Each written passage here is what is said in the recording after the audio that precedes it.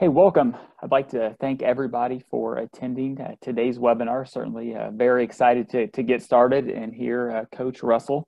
So with us today, we are going to have Coach Joe Russell, who is currently the manager of freestyle programs for USA Wrestling. So he's on staff as one of the assistant coaches in the US freestyle program. A little background on Coach Russell. Coach was a longtime assistant coach at the University of Minnesota for approximately 15 years. He then was the head coach at George Mason University before taking his current position here with USA Wrestling.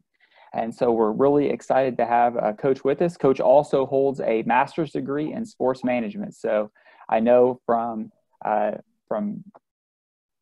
working with Coach Russell, he, extremely bright, has, there's a lot of things he does behind the scenes that not everybody sees and does, but I know there's a big reason why USA men's freestyle team is very successful. So Coach Russell, we'll turn it over to you, and thanks for being here with us today. Well, thanks for having me. It's good to be here. I'm a rookie at these webinars, so you have to bear with me, but excited to be with you guys.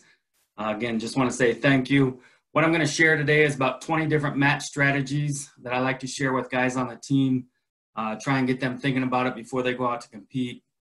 I think, most of my career has been spent with athletes between the 17 to 23-year-old range, and now working with our national team. So a little bit different with our senior level guys. But one thing I like to do is before practice start is have a short meeting, a little, what's the plan for the day, those kind of things.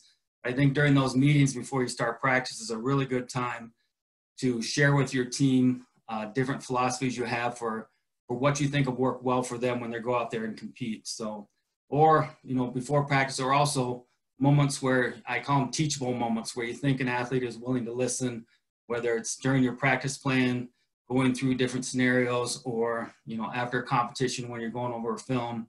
A lot of times it's hard to talk to an athlete during a competition, but a lot of times afterwards is a good time. Remember this situation. Here's some things that I think would work well, or what you did well, or what might work better next time. So we're going to go over 20 match strategies. Some are mental, some are physical, and there's a combo platter, I guess, of both. So first thing I want to talk about is have your athletes dream big but focus small. So by dreaming big is having them plan on them winning the competition or doing great in the match they're at hand, but try and get them to focus on small. So you don't want them thinking about looking ahead in the bracket, who they'll have in the quarterfinals or something like that. You want them to focus as small as possible. Try and talk to guys about focusing between each whistle. Go as hard as you can. When the ref blows the whistle and the ref blows the whistle again, take a couple breaths, then you're going to go again as hard as you can go. So try and your athletes be in the moment, avoid looking ahead, and try and take it one situation at a time in a match. So dream big, focus small is one match strategy to talk about with your athletes. Another one is control what you can, let the rest go. There's a lot of things in athletics you can't control. You can't really control whether you win or lose a lot of times. What you can control is your attitude and effort. That's within your athlete's control. So talk about that a lot with athletes. My brother, when he competed, he always asked himself 2 questions before he went out to compete. And I think these 2 questions are really good. If your athletes can answer yes to them, it makes it a lot easier. It frees them up to go out there and compete to the best of their ability. The first question he always asked himself was, did I give 100% in my training or in my preparation? And if you did those things in training and preparation, he could answer yes to that. Then he would say, am I willing to give 100% now? And if he could say yes to that, if I did 100% in my training, I'm willing to give 100% when I go out there and compete, good things happen when you do that, if you can answer yes to those 2 questions. I think with guys, talk to them a lot about wrestle as hard as you can between every whistle. And when you're giving your best effort like that, good things happen in matches. So whether you win or lose, probably out of your control, but control what you can and then let the rest go. Another match strategy you talk a lot about with athletes is being aggressive and dominating, or trying to give them something to focus on when they're competing. I think when you get out there, if you're thinking too much, that's when you get yourself in a jam. So you want your athletes focused on little cue words or things that'll help them stay focused out there. In practice, talk a lot about we spend all these hours in practice hours and hours and hours practicing, and yet they only give you 6 minutes to go out there and compete. And try and downplay, you know, those 6 minutes we all know are exhausting, and that fear of fatigue is super huge.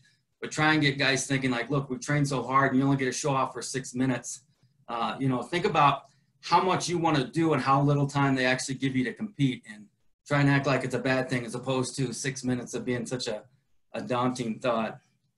I think if you have the mindset of aggressive and dominating, it helps you have a greater sense of urgency.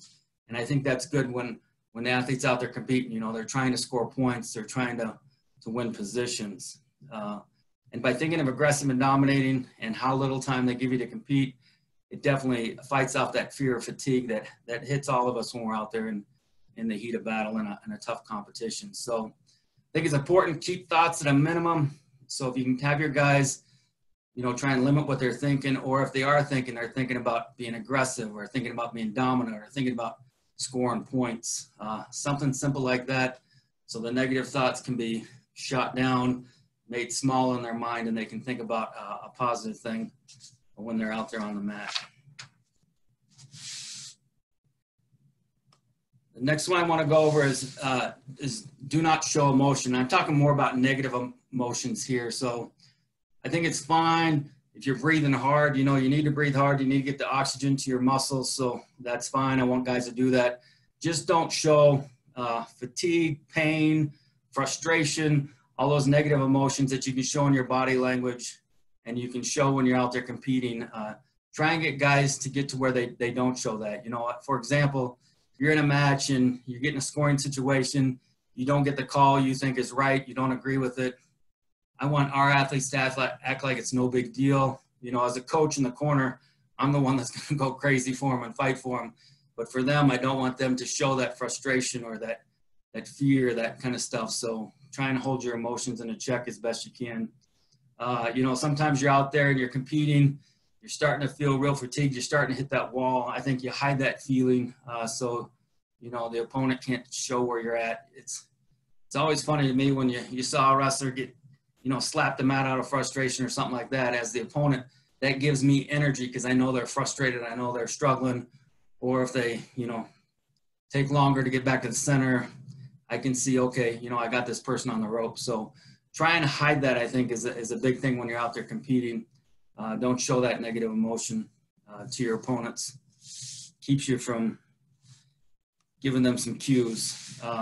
Sometimes you'll get a bad break in a match or lose focus, get a fresh start. I think the thing that's important here is that it's up to the athlete. They can change with the blink of an eye. You can get a fresh start and get your focus back. So you need to get focused, get centered, have a cue ahead of time that your athletes work on so they can get focused and get centered super quick. For me, when I was an athlete, I'd flick my arms. I would throw them out. And what I was doing in my mind was I was throwing all the bad out. If I wasn't feeling good, I was throwing that out. If I was frustrated, I was throwing that out. And I would just flick my hands. And to me, that signified to me, all the bad is gone and now I'm ready to go.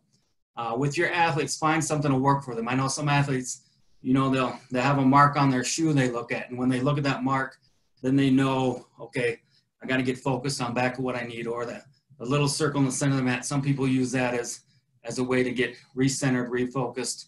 And you can do it, boom, just super quick, you can get it done. So practice that and practice, and then have those cues. You know, as a coach, a lot of times, you know, talk to your athletes, ask them what they need to see or hear from you.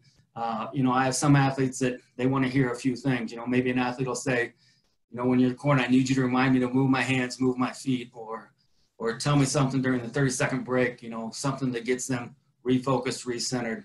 So you can talk to your athletes about it, figure it out between the coach and athlete or their parents, or with us in our system in the U.S., you know, a lot of our kids come through the clubs or their high school programs, and they go to their universities and then the national team. So you can talk to their coaches that have helped develop them through the years and find out what those cues are to help your athlete get refocused. But the big thing is things aren't going your way. Things are getting out of hand in a match. You got to have a way to get centered, get focused, and you can do it in the blink of an eye. So have that for your athletes. The next thing I want to talk about is just never giving up. Make sure your athletes, when they're out there, that they, you know, if they give up, they won't succeed. So, you know, don't quit so you can succeed, that mantra. Don't let short-term failures get you down. Everyone fails at times. Successful people learn from failures, make corrections, and keep working to achieve. You can do that in a match. You know, you give up a takedown, you can definitely learn as you go on the fly. It's hard when your heart rate's up and the pressure's on and stuff like that, but you can learn there or outside the competition. Work hard in a match to get your opponent to quit. You do that by out hustling your opponent and trying to find a way to win, so you don't give up. You know, when you do feel fatigued, I tell our guys, just work harder. The more tired you are, you know, you pass that on to your opponent. So they're the ones, and tell your athletes, like, you know, the harder you work, the more tired you are, the better it is, because your opponent's tired, and you know they will quit first before you. Learn to love that fight. Learn to have your guys tell them they can endure more pain than their opponents. So that loving that fight is that competitive ability, that fight with the heart that comes within. You never get beat. You just run out of time. Those are things to share with athletes. You know, relish the tough situations. Take pride in enjoying those moments of extreme hardship. When it's hard, get your athletes to like that. You know, the tougher the bout is, you want them enjoying it more. You want them to enjoy the toughness of the match. I want your guys being comfortable, being uncomfortable. So get them in those uncomfortable situations so they're comfortable with them when they're actually out there. Another thing that's important for match strategy is to have your guys carry yourself like a champion on the mat. A lot of times for our guys, even if you don't feel it, even if you get up there, you're a little bit nervous, or, you know, you're unsure of the situation, I just tell them, you know, carry yourself like a champion. You fake it until you make it. So even if you don't believe it at first, get on the mat, walk bravely, walk confidently, even if you're unsure. And this will help show confidence. But I think eventually, if you carry yourself like a champion enough, it'll diminish your doubts, which will help you compete better, and it'll help you rise up when you're out there competing. Another match strategy to go over is for a lot of times, wrestling with excitement. So each athlete's a little bit different. You got to figure out what works for your athlete, what works for you. Some guys have to be super excited when they go out there to compete. Some people, you need to relax them a little bit more, but finding that right level is really important. And a lot of times, you got to get more excitement from your athletes. You know, like in an early round of a competition, or they wrestled this opponent several times, or there's no crowd, there's no excitement in the arena. Try them with our guys, even if you got to fake it for a while. You know, fake it till you make it again, just like the last slide. But wrestle with excitement.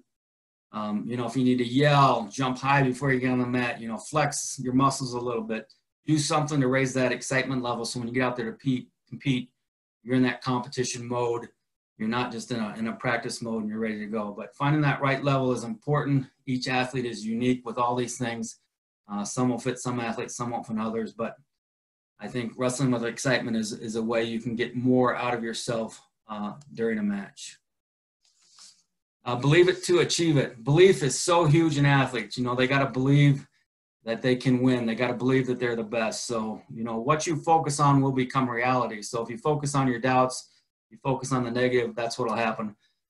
If you go out in a match and you don't think you'll win, I bet you won't win, you know, that kind of thing. So want to make sure your athletes have belief. What you focus on will be your reality. Keep your thoughts on what you want. Keep your thoughts on the positive things you want. Everything should be geared towards achieving their goals. You have to believe you can win. You have to believe you deserve to win. And that's where the two questions I talked about my brother did. You know, did I give 100% in my preparation, my training? Am I willing to give 100% right now? If you can answer yes to those things, it makes it a lot easier to believe you can go out there and compete. So good things will happen, but belief is a huge one for your athletes when they go out there to compete. Another thing that's important when you're out there competing is to stay positive. In every situation, you want your athletes looking for the positive. So some examples of this, you know, let's say your opponent has a single leg, has your leg up in the air, and it's easy for us to think negative thoughts because we're in a bit of a jam because the guy's got a single on us. But in practice or in situations like that, talk to your guys. No, your opponent doesn't have a single leg. You have both your opponent's arms because he's wrapped around your leg. You have both your opponent's arms. So try and see the positive in it. And so when they're out there competing, they can think, okay, this guy may have a single leg, but now I have both his arms so I can counter and get my counterattacks going there. if your opponent scores on you in a match, instead of pounding the mat and being frustrated or that, I know you felt their move now, and you know better how to stop it the next time. So keep it positive. Okay, I gave up a takedown here, but it's okay because now I have a better feel for what they're going to do, and I can come back there. I talked about it earlier, if you're exhausted in a match and you're getting to that point to where you're at a dark place in a match sometimes where it hurts pretty bad, know you can function when you're fatigued. Know you can function then because you spend that time in practice, and know that your opponent is also tired. If you're exhausted, know your opponent's in the same situation. So stay positive when you're out there competing is another match strategy. In tournaments, I think keeping highs and lows to a minimum is important. Keep your emotions in check for the next round of the tournament. Examples are, if you have an emotional win, an upset win, or you win in dramatic fashion, it's really easy to get super excited. And you don't want to get so excited because the next match is coming fast. These tournaments go fast, or you got to be ready for that. So get a good cool down on, get ready to move on. So keep that high to a minimum. Or, maybe you have a bad match or you're not pleased with your performance. Don't let those negative feelings control you. Try and stay as neutral as you can in your thoughts, slow down your heart rate, recover for the next bout. It's easy to get super excited or super low. Try and have your athletes work on keeping their emotions in somewhat of a check, so there's not a big roller coaster of emotions during a competition. I also think it helps for the teammates that are in the back room. If your athletes and coaches can keep things in check, when you get to the back room after a big win, everybody's super excited, high-fiving each other and stuff like that. I think sometimes that can be a detriment to the other guys competing, or vice versa. If things aren't going the way your team wants, you got some losses you weren't expecting, and you're kind of heading the wrong direction, those negative thoughts can wear everybody else down as well. So keep things in check in the team area and the warm-up area, I think, is important in our tournaments as we go through. The next match strategy is hustle to the center of the mat. I think this is a good thing to do. If you can get set before your opponent, hustle back to the center, then you can rest. I think a lot of times, we go out of bounds or there's a break in the action. That's when we try and get our rest and then get slower back to the center. I think it serves you better well in the long run over your career if you get a habit of getting set first before your opponent, and then you can rest. I think it puts a good impression on the officials. They know you're going to hustle, you're there to wrestle. It puts that in the mind of your opponent as well, that this person is hustling, this person's ready to wrestle, I'm not getting a little break here. It also hides that fatigue that happens sometimes when you compete, and gives that positive impression that you're ready to wrestle. Some ways to do this that'll help you. So when you're going out of bounds is that, have your butt to the center so you're closer to get back to the center so you can get back before your opponent. Or if you're in on a shot, you end in an advantage position when you go out of bounds. It's easier for you to get back to the center first. So hustling to the center, I think, is another really good match strategy to use when you're out there competing. Another thing to think about is, remember, it's a long match, so be patient. I think a lot of times, especially when a match starts to get out of hand or you're getting behind, and guys take risks that are unnecessary or low percentage. You want still wrestling in high percentage situations where you can. So instead of, being in too much of a hurry, just try and win one situation at a time. Try and win the first contact. Try and win the angle you want. Try and win. You may not need to go for the big move to win right away. Instead, work on scoring 1 point at a time or winning one situation at a time. Sometimes your athletes, situation is so daunting that they try and do something crazy. Get them focused on the small gains instead of going to get it all back at once. So an example would be, you're down 8-0, 3 minutes gone in the match. It's probably too early to take a big risk then. You can still, instead of doing something low percentage attack that, you might give up two, do higher percentage stuff, or maybe you'll get a takedown, or just get 1 point at a time, start working your way back in the match. And I think instead of trying to get it all at once, I think this is a good way to, if you're patient, you can come back and get there. Or you're in a match against a great guy, you're not able to score, but if you spend 5 minutes, pulling on their right arm, going 2-on-1s, elbow passes, drags, just wearing down their right arm for 5 minutes, at 6 minutes, maybe that arm is now weak enough to where you can get the angle you want to score. So you may spend 5 minutes being patient, just wearing down that one part of your opponent's body. Then they got a weak area you can go on attack for that 6 minute. Maybe you get an arm drag then, that'll score. So remember, it's a long match. Be patient, I think, is a good thing for your guys to focus on. Another thing is to have a plan before the whistle. So before the match starts, you want to have a plan. You want to make your opponent react to what you're doing instead of the other way around. So some examples of this is maybe, shooting on the whistle is a great way of starting a match and sending a message when an opponent's not ready. Or, making first contact. How do you want to make that first contact? Or maybe when the match starts, you're going to know to circle the direction you want to go to get the position you want. Or if, let's say your opponent's great at shooting on the left leg, you'll probably circle right so that left leg is moving away from them. But have that plan before the whistle even blows in the match. If you can study your opponents ahead of time, that's a huge one. Read cues, have a plan. If you know they're good in a certain area, you can plan ahead of time for positions you want to be in, or stay out of positions that your opponent likes. If you have no clue, you've never seen your opponent before, you can watch the lead leg they're wrestling, or, as dumb as it is, maybe look at their ears. And if only their right ear is cauliflower and they don't have a left ear cauliflower, maybe then you have a better idea of their attack side with something as crazy as that. But have a plan before the whistle if you can, is a good match strategy to have. Another thing for match strategy is practice situations you might encounter in a competition. So in practice, work on scenarios your athletes might face so they are ready for it in competition. Have a plan. Help them being comfortable in these situations. Examples of stuff that we'll do with our guys. You're down by 1 late in the match. What's your plan to win it? Give them 20 seconds to wrestle in that situation. Or, ahead by 1 late in the match. So they have a plan, a strategy. So when they get to competition, it's not new to them. They've been there before. They've been there in practice. Practice shot clock situations. Sometimes we'll mess with guys, and you tell them, you have 15 minutes between each match, and when practice, we'll wrestle a match, and they're taking their break, and then we'll blow the whistle earlier and say, no, you're called on the mat right now. So mess with them a little bit mentally, so they got to get prepared for a situation when they think they're done for a while and they get called on the mat.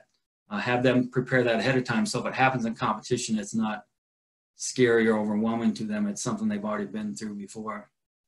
A practice match, a lot of times, if we're doing a practice match, maybe we'll take its time where we'll have every situation will go to their opponent, every close situation, so they can learn to overcome that. If the breaks are going their opponent's way, they're not getting scoring situations they like, they have to find a way to overcome it, and they can deal with that stress in practice so they're ready for it when it comes to a match. Practice building leads. If you're up by 1, great. Up by 3 is even better. If you can get up by 5, a lot of times that puts it out of reach for a lot of opponents. So practice building those leads in practice situations so when they get to a match, they're ready. Practice attacking when they're fatigued or out of breath.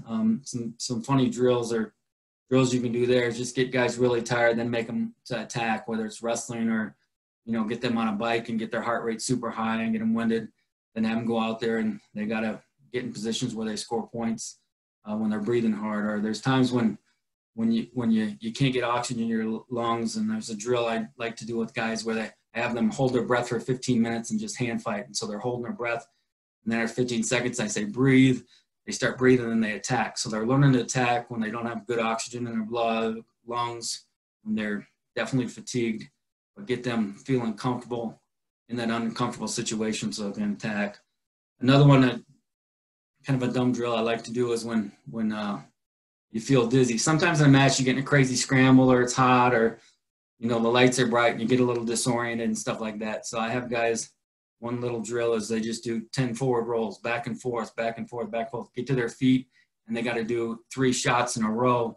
So this drill right there, they get up, they're dizzy, they don't have their equilibrium right, but they can practice and get comfortable. Okay, if I don't feel exactly right in a match, I can still attack. So just some drills there to get them prepared for those situations they may see in competition. So their practice has prepared your athletes to execute a winning strategy. That's kind of what this slide is. So practice those situations they may encounter in competition, I think is a good thing to do. Great times to score against great opponents. It's hard to score against the best in the world. You got to find situations when you can get those scores. And to get a great opponent out of position, there's things we practice for our guys, how to get a great opponent out of position. You're push and pull. You're trying to get angles that way. Maybe do a half shot to a second shot or a full shot to a second shot. If your opponent shoots on you, you stop your opponent's shot, then you try and chase down a score, snap down go behinds, put a lot of pressure on opponent to where they end up taking a bad shot.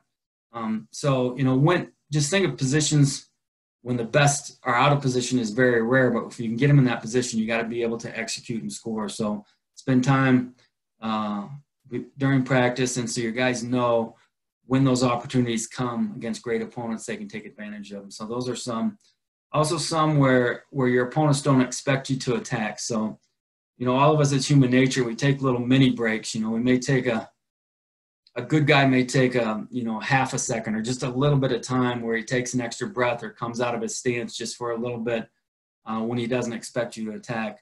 Those are great times to attack against great opponents. So I said earlier, shooting on the whistle, a lot of times guys like to bounce a little bit before they get in position. So maybe when they're taking that mini break, go. Or after score, a lot of times people like to take a couple breaths.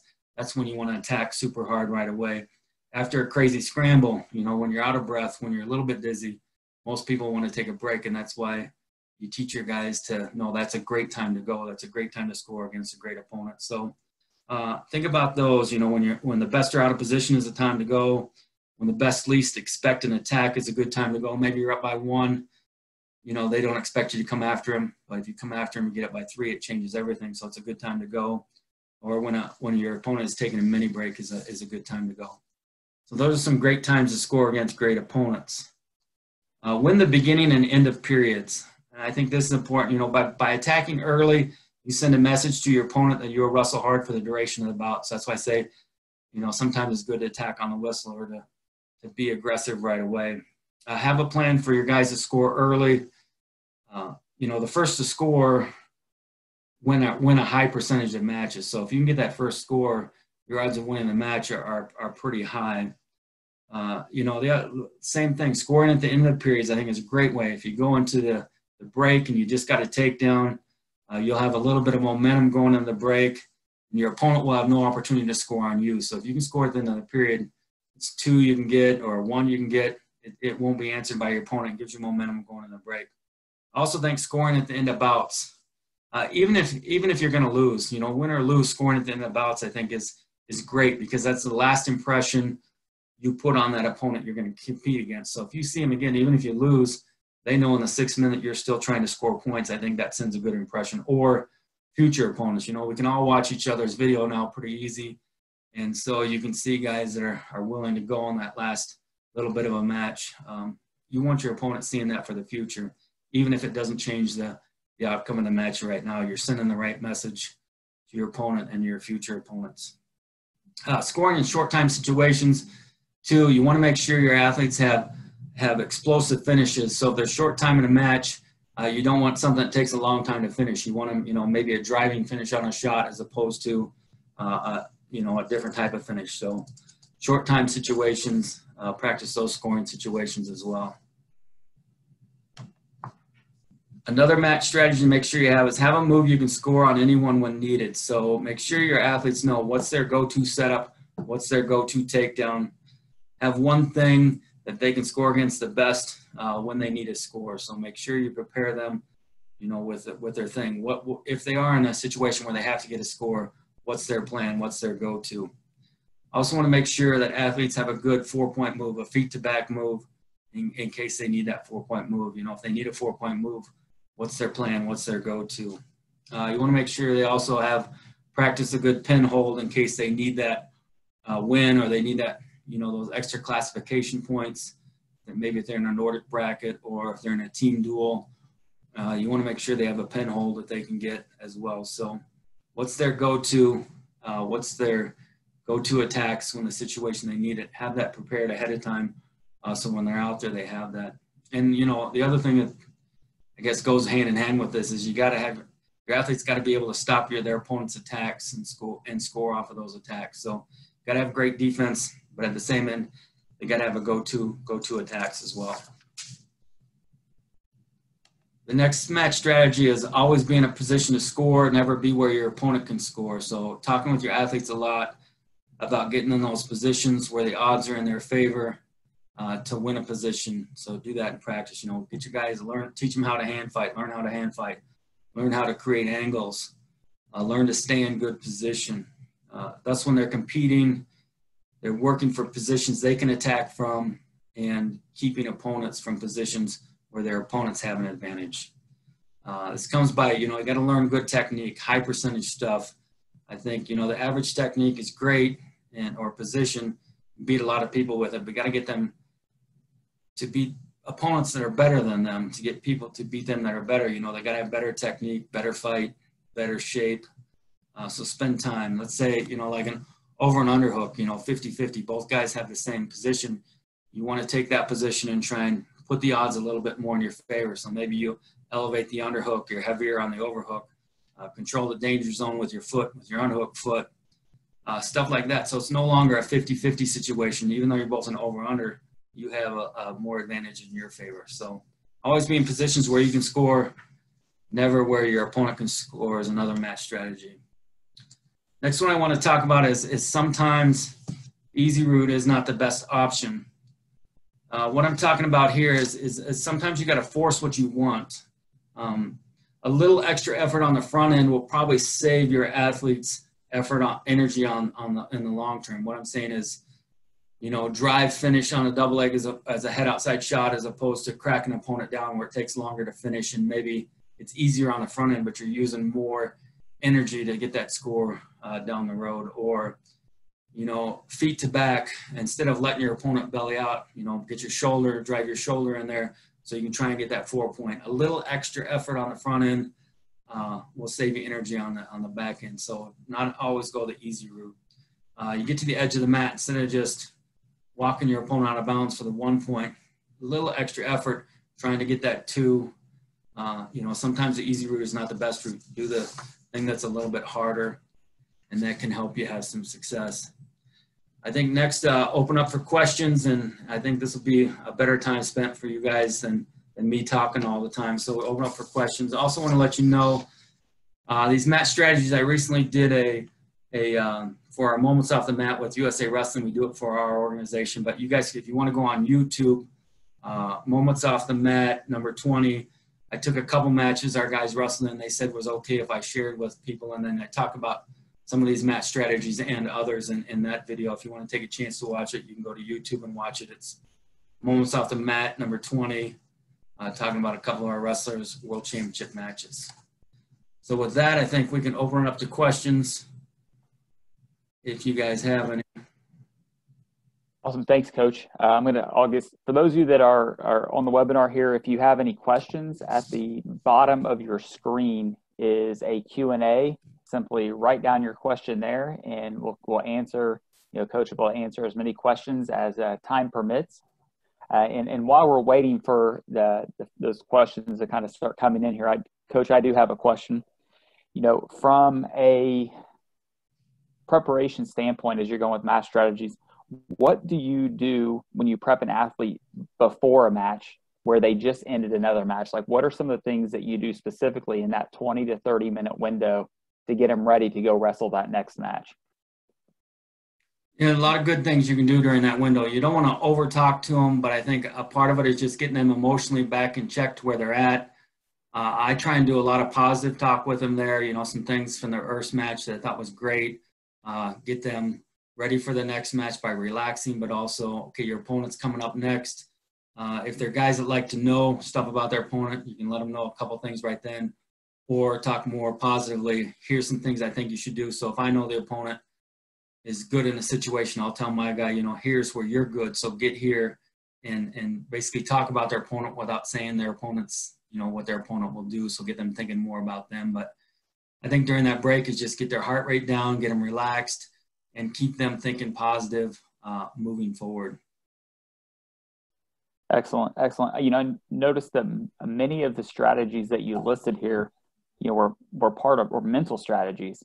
You know, working with those athletes, you know, on the mental part of wrestling. you know, how important is it to train, as a coach to train your athletes, to get to those, those key mental strategies?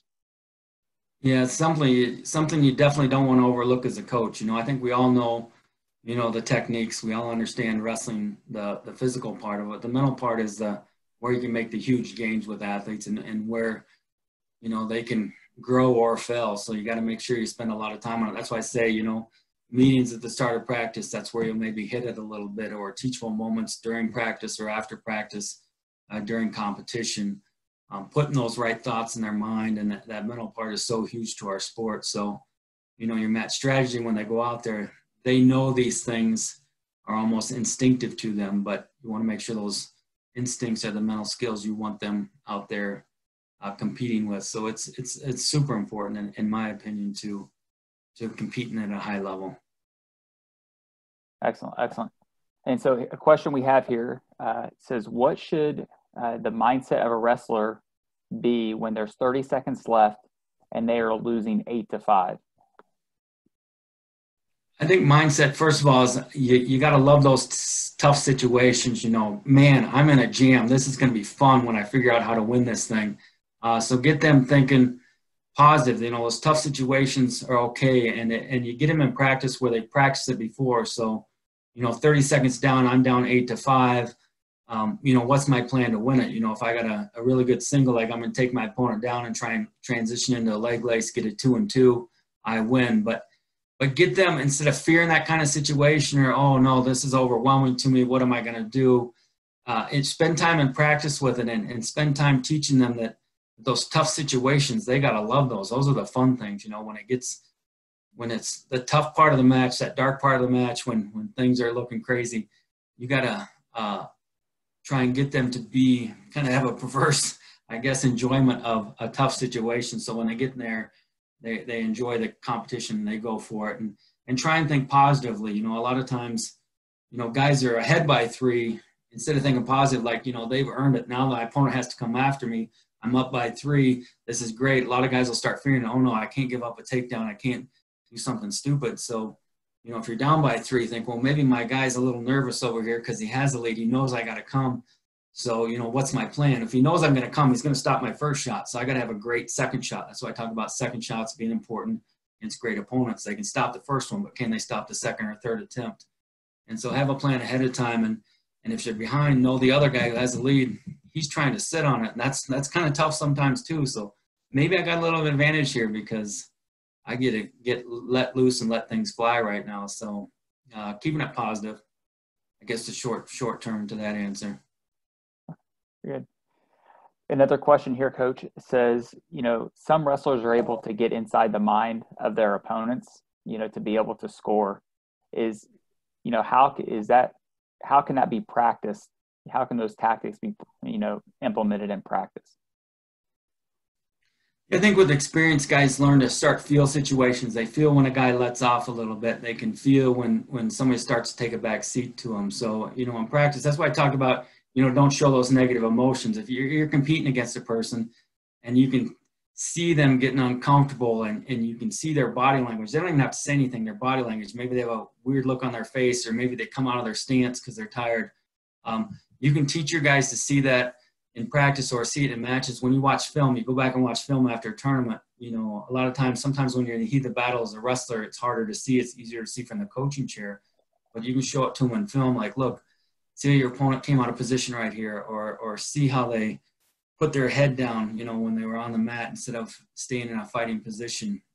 You can kind of show them those cues they can look for in a match physically or whatnot. And that's why I say, those negative emotions, you don't want your opponent to see it, because if I can see it as the opponent, if I see somebody getting frustrated or getting fatigued or getting, out of sorts, that gives me more energy. You've been there before. We've all been there where you see somebody and they start to break in a match. You actually feel more energy. So you don't want to give that to your opponent. And you can teach your guys. I think watching film is a great way to do it, or talking about scenarios with them. But it's something you can teach athletes. And I think your experienced guys, they can even feel it when a guy, doesn't defend a tie-up the way they did earlier in a match. Okay, this guy's starting to wear down, or this guy's getting frustrated to stay out of this position. So teach your athletes how to take advantage of those even if it's just a mini break by your opponent in a match. Great. Another question here, Coach, says, before competition, should the wrestler just be, thinking about winning the tournament, or should their focus be somewhere else at the start of an event? Yeah, I think it really depends on your athletes. Like I said earlier, you want them wrestling with excitement. You don't want them going out there going through the motions. You want them excited and ready to compete. But some athletes, they need less. So, we'll have athletes that, they'll need the headphones on with the loud music playing and a really good warm up, or, a coach to slap them a few times or move them around because they need to be really emotionally charged. Or other guys, for instance, like me, when I was competing, I needed to be more relaxed. I didn't need to be thinking a ton about the match. More relaxed I was, the better I would be when I would get out there. So figuring out what that optimal level is for your athlete, whether they need to be super fired up or they need to be more relaxed, kind of find that out for your athletes. But, I always want guys planning on winning. They got to believe they can win the tournament. They got to believe they can win the match. If they don't, it's going to be hard for them to win, So belief is important, but what they're thinking, you want them thinking positive. You want positive self-talk. Going in, when they have those doubts, it's natural. We all have doubts. We get uncomfortable or we get unfocused. That's fine. Teach them how to diminish those things and focus on what's important. That's why I talk about a match, aggressive and dominating or score. Get them thinking about one word or something that's positive. And so when those negative thoughts come, they can stay positive. But positive self-talk is huge. Finding the right level of excitement for you as an individual is also huge. And, mess around with a little bit, especially your younger guys, maybe put them through a real hard warm up, put them through something where you get them super fired up, see how they compete. If it's, too overwhelming for them, maybe the next time they go to compete, maybe keep them back, maybe tell them some dumb jokes or something to keep them a little more relaxed, see how they compete, and mess around with that some. So when, they're older, they get ready for the big competitions, you have a better idea, a better routine of what works for them so they compete at their highest level when they're out there. Very good. Very good. Again, there's a number of great questions here, Coach, so we've got a few here to go. The next one is, during a match, if let's say that there's as a coach, you kind of lose control between the coach and the athlete, maybe because the athlete is tired. Is there any advice to give everyone on how to reconnect again with the athlete during the match? Yeah, getting to know your athletes is going to be super important. The more you know them, the more you'll know how to pull them back, get them refocused. It is tricky, right? And sometimes as coaches, our emotions can positively or negatively affect our athletes. So you need to know where they're at. Some athletes, the louder I yell, the more they respond. They like when I'm fighting for them in the corner and I'm yelling for them in a positive way and I'm encourage them, very vocal. Some guys love that. Other guys, that's a distraction for them. They only want to hear, move your hands, move your feet, or you're doing a great job. So keep my talking to a minimum. So part of it's knowing your athletes. But yeah, when things start to go the wrong way, you got to change them. Whatever it is, whatever cue you've worked with your athletes or whatever cue works with you, you got to change it. And you can change it in the blink of an eye. You can snap your fingers and it can change. But you got to be there and be ready to do it.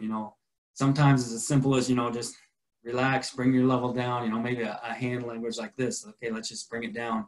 Or, or maybe they need the extra, like a real loud scream or yell to get them fired up and ready to go. So reading that situation is important, knowing your athletes. But certainly it can spiral the wrong way fast, but you can change direction super fast if you have the right cue or the right way to attack. So know what your athlete needs to hear. If things are moving too fast on the mat, you can slow it down a little bit for them. That's great.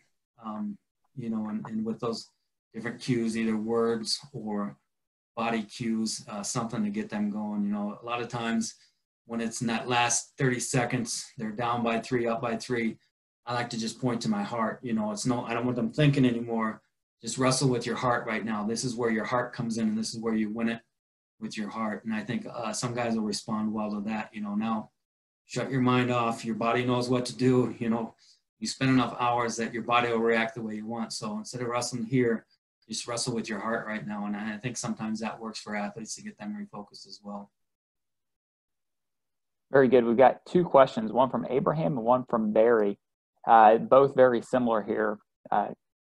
Question, like, how do you get a wrestler to not be afraid of their opponent, no matter who he is, or deep down he's better than you?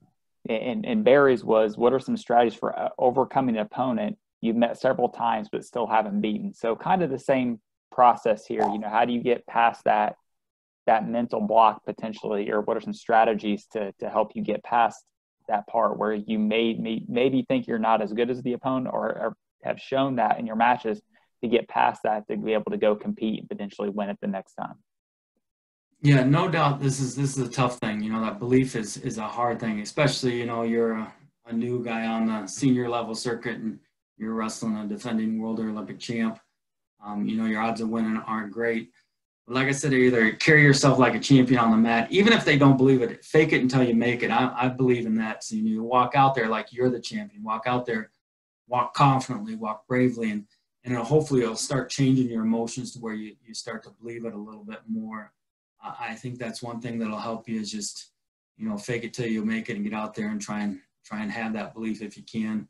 If you've wrestled somebody several times and they've teched you every time and you're not in the match, maybe change your view of what's going to be success in this match right now. So maybe, they took you down with 3 single legs in the last match. You're going to shut that down in this match, or I'm just going to win the position I like. I'm going to win inside ties. I like inside ties, so I'm going to fight super hard, and I'm going to win as many inside ties as I can in this match, and worry less about the scores on the board or what's happening there, but try and win positions that maybe you didn't win before.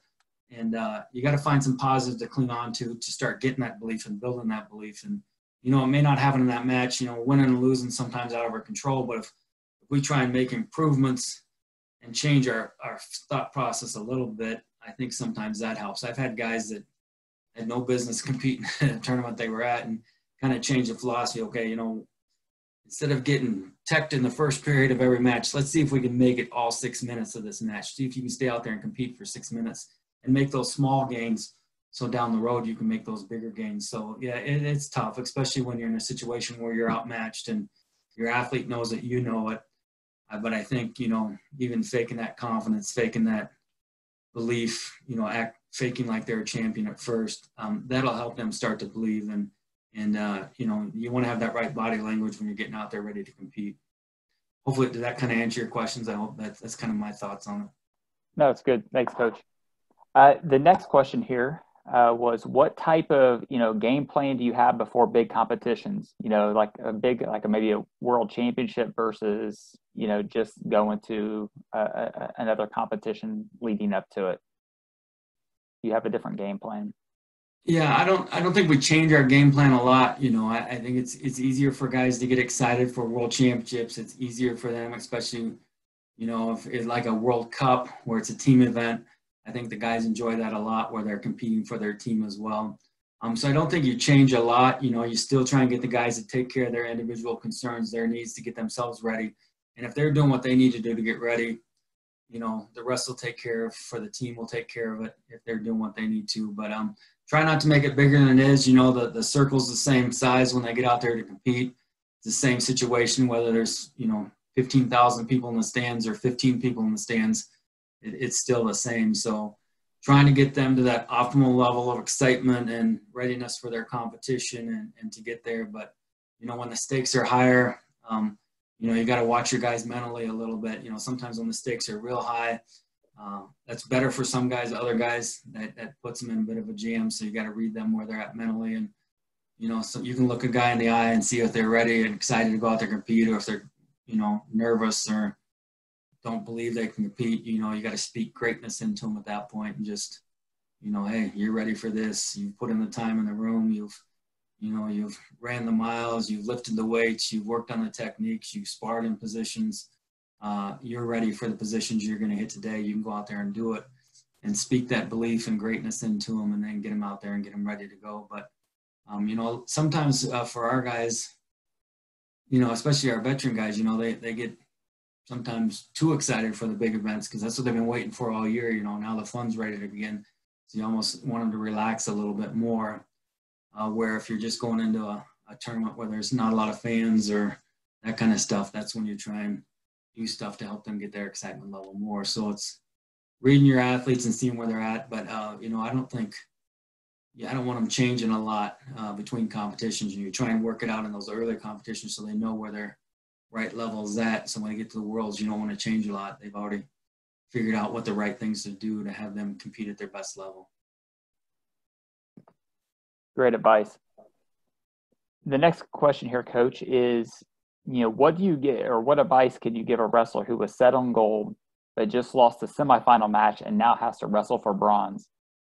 So what's some good advice you could give them? Yeah, unfortunately, as a coach, we get here a lot with our guys, and I'm an optimistic person and think all of our guys should win every matches, and when they don't, it's tough. But the thing I said is just emotionally, you don't want those highs and lows going too much. It's okay, especially if they don't have to wrestle that day. They got to wrestle the next day. Give them a little time to grieve, give them a little time to get over it, but then they need to get back mentally, and our guys have done a good job. I think come back and get the next best thing. They're going to feel a lot better a year from now by getting third as opposed to fifth. So getting them to think past the momentary pain of the loss, the momentary pain there, but they're going to feel better if they give their best effort in the third place match as well, and go get the next best thing. If you can't get gold anymore, your next best thing is the bronze. Well, then go get that bronze, go after and get it. And there's things you can do. You want your wrestlers wrestling more, for themselves, but more than themselves. They're wrestling for their team, they're wrestling for their country, they're wrestling for their family. Whatever it is, that if you can get them wrestling for something higher than themselves, I think that helps raise their level as well. So, maybe you don't want this bronze, but think about what this will do for your parents and how much the sacrifices they've made for you. Right now, go out and compete for them, or your team needs these team points. So, go out and compete for your team, whatever it is, but find something and go get the next best thing. I think is a great way to look at it. And yeah, you're not happy with not getting the gold, but it'd be a lot easier to sleep tonight if you go home with a medal. So those are things I think to talk to them. But you can share in their grief with them and that kind of stuff as well. But just don't let those emotions go too far. Great. Couple more questions here and we'll kind of wrap up. So this next question is, certainly if a wrestler has a lot of anxiety before a match, kind of just on the end result on how it's going to go, and the energy kind of gets divided, between where it should be and with that anxiety, what should they do, or what would be a good strategy for the athlete to do? Yeah, I really like what my brother used to do with those two questions. If you can answer yes to those two questions, it takes a lot of stress and anxiety off of you. You've done everything you can to prepare for this competition, and you're going to go out there and give it your best effort. If you can say yes to those things, the stress is gone. It leaves you a lot. And getting to know your athletes is, and I mentioned myself a little bit, but, for me, when I would get too excited, too fired up, it was better for me to somebody just tell me a dumb joke or say something to make me smile. And sometimes that's all your athlete needs, I say a lot of dumb jokes and I'm the worst at it, especially, I get nervous or stuff like that. And that helps relax me. So, getting to know your athlete, what works for them. And it's natural, and I also say to athletes, it's normal to be nervous. It's normal to have doubts. It's not a big deal. You're not different than your opponent. You're not different than anybody else in this arena. We all get that way. So you don't want them thinking that it's a big deal. It's just normal. It's okay. You can deal with it. But I think those two questions is a great way to relieve stress. Wrestle for something bigger than yourself is something that helps relieve stress from the athletes. Anything you can do to bring their anxiety from a negative thing to a positive anxiety. They want to get out there and compete. They want to, they only get 6 minutes to show off. Man, that's all they're giving you, to go out there and show off, and try and change their mindset to the positive side of it. So they're not anxious in a negative way. They're excited in a positive way. And that's tough and difficult, but, make sure they know it's no big deal. Everybody has this problem. So you're not unique and you're not different than every world and Olympic champ, and help them to deal with it as best that works for them for coping with it. Perfect. And last question here, Coach. There's a few others, and we'll talk, kind of give them some information afterwards about what they can do if they have any additional questions. But for our last one here today, what are some cues that you can give athletes to gain focus after, let's say, like a lost challenge? Like during a match, sometimes they challenge a match, the emotions get really high, and then all of a sudden it didn't work out in their favor. What are some, good cues that you can give wrestlers to gain their focus back? Yeah, the one I use as an athlete, and I really don't recommend it because I think it shows a little bit of fatigue, but where I just threw everything away. So if I lose a challenge and I don't agree with with that decision, or something really bad happens in the match, is just throw that negative stuff away. I'd throw it away with my hands, and that negative stuff would be gone. I'd be refocused again. That's something I use, but I don't like that body language look now that I'm an old guy. So a cue, I had a buddy and he had a lot of success. He just made a little mark on the toe of his shoe. So a little mark on the toe of his shoe that when he looked down on it, he knew that would help him get his focus back on the positive thing. It'd be focused on what he needed to do to be in a positive light. So a cue like that. From a coaching corner, it can be a hand signal. I did this earlier, or just bring it down. It's okay. Or, whatever signal you work out with your athlete ahead of time, or a key word, aggressive, dominating, move your hands, move your feet, something simple like that where they can get back. Okay, no, I don't need to worry about losing the challenge. I don't need to worry about being behind. I don't need to worry that there's not a lot of time on the clock. All I need to worry about is aggressive, or all I need to worry about is moving my hands and my feet. So getting that focus back, but you can do it. And the great thing about us as human beings, even when our heart rate's high, we're exhausted, we're not thinking real straight, if you can get a cue that works for you, that works for your athlete, I'm telling you, snap of the fingers, boom, they're back, they're focused again. And spend time working on that. I think it's huge in a match, because things don't go our way, or we don't feel right, or we're distracted in a match. Sometimes we wrestle in a match and you'll start thinking about something that has nothing to do with wrestling. It's like, whoa, I got to get back and get focused. And that's where I would, throw the bad stuff out and go, or, whatever it is. But find something that you can give them as a coach from the corner, whether it's a signal or a word, or something your athlete has on the mat. Look at the little circle in the middle. A lot of guys will pull their straps on their singlets. I know a lot of times that singlet pull is just getting themselves focused, ready to compete. So, if that's something your athlete likes to do before a match, even during the match, reach there, pull those straps down. Okay, I'm ready to fight. Whatever that mental cue, practice it ahead of time so when they get out there, they know what it means when they're out there. If I do this, that means I'm focused and ready to go again. And that'll hopefully help change their mindset on that end. And then, like I said, earlier, I did that one video that you can find on YouTube, or I also put my email address on here, or my cell phone number, WhatsApp. I think most of us use that. And, it's free. If you need to get a hold of me from somewhere else, feel free to reach out to those email or phone number, and I'll try and answer. And I'm guessing that what I said today is not new to you guys. It's the same stuff we're all using everywhere. And hopefully for me, that'll reaffirm that, yeah, maybe I'm doing the right stuff, or for you, hopefully that reaffirms, yeah, that's what other coaches are doing. So we can help get our athletes achieve the most they can out of the sport. So I appreciate your guys' time and for putting up with me, and hopefully this was not a good hour for you. Coach, thank you so much for being here and sharing the information with us. So I certainly found it very useful, and took down some notes during this process. So I'm sure that everyone attended enjoyed it as well. So again, as Coach mentioned, his contact information is below, and I can tell you firsthand, he responds back quickly to a lot of times whenever I've reached out to him in the past. So please know that he's there and will help and can answer any questions you guys may have. And a couple of you that had additional questions that maybe we didn't quite get to today, please feel free to reach out to Coach directly, and he'll be able to, get those questions answered. So again, just thank you again, Coach, for being here, and best of luck during this time. And we hope that you stay safe and family safe, and everybody joining us is safe during this time. So thanks again, Coach. Thank you, guys. See you on the mat soon.